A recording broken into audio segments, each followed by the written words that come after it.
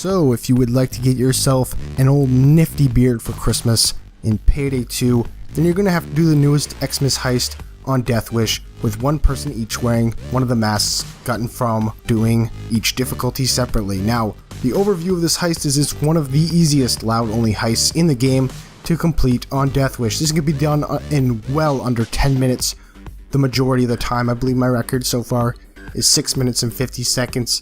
And of course, luck is a part of the difficulty on this one, mostly with a chopper, areas where it comes into the map. Now, the checklist of useful stuff to bring is not mandatory, but some of this stuff is very useful. So number 1 is at least 3 players above level 75. I've heard of like level 30s doing this one on Deathwish, so it's not out of the realm of possibility, but still, really, if you're above level 75, you'll have enough skill points to have a good to decent build that you can get a lot done with.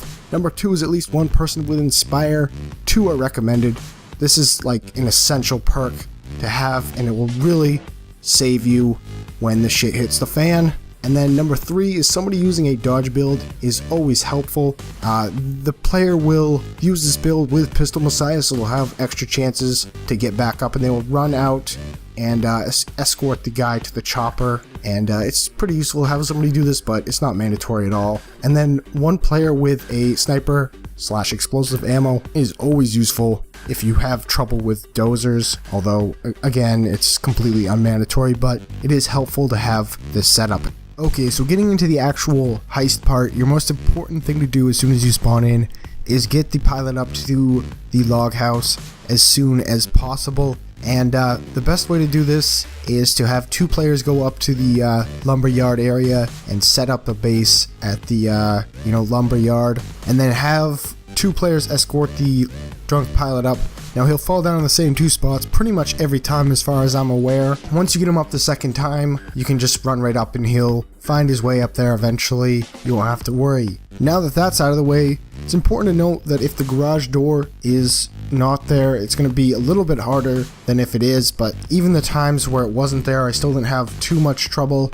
If you just hunker down in that area and wait for the first chopper to arrive, then you really should not have too much of an issue. Once the first chopper arrives, comes what I would say probably the hardest part of the heist, and that is because the pilot is going to need to be escorted to the chopper. Now, this will be pretty easy if it spawns right in front of you at the lumberyard, but if it spawns by the antenna, for instance, I believe it's 4 times you're going to have to get him up, or 3 or 4 times you're going to have to get this guy up off the ground.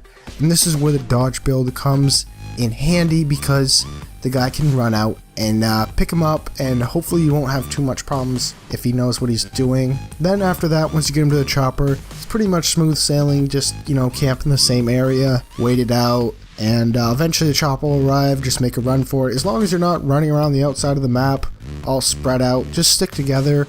Inspire, it comes in a lot, very handy. Snipers and cloakers are probably the main thing to worry about on this map, because some areas are pretty open. I would say don't screw around trying to get coke bags if you haven't already, because even though they pay out I believe 600,000, it's not really worth the extra risk unless they're right in front of you. Eventually the chopper will show up a second time. Same deal with the first time, you'll get lucky or you won't get lucky, and hopefully it spawns either at the crash site or the lumberyard.